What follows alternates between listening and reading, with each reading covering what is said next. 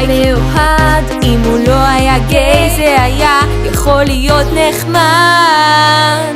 חיה באינסטוש עושה לייק לחברים, אחר כך בוואטסאפ כשכולם מדברים אומרת להם תעשו לי לייק באינסטוש, באינסטוש, באינסטוש. חיה באינסטוש עושה לייק לחברים, אחר כך בוואטסאפ כשכולם מדברים אומרת להם תעשו לי לייק באינסטוש, באינסטוש, באינסטוש.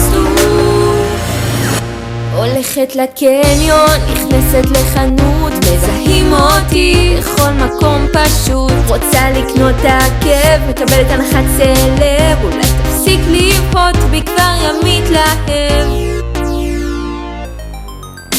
קוראים לי שקירי, נעים להכירים, עדיין לא שמעת? אתה מוזמן לשאול את צירי. עוקבים אחריי בכל העולם וכל תמונה חייבת לצאת עם מושלם. היי מותק, ראיתי שנהיית עוקב, אם לא עקוב בחזרה אל תיקח את זה ללב. מעל התמונה כל יום בשבוע ואין לי אף אחת עם פילטר קבוע. יותר לייקים הם ביונסה ויותר מתספרים. אם שלמות זו תחרות אז כל אחת תביא. אז תעקוב אחרי, אני לא מבטיחה להחזיר פולו מיד, רק אם אתה נראה טוב ולפחות נראה נחמד.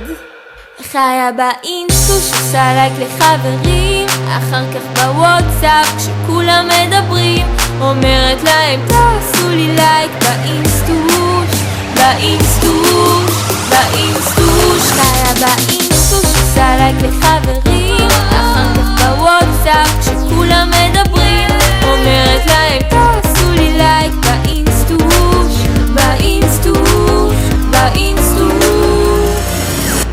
חיה באינסטוש עושה לייק לחברים,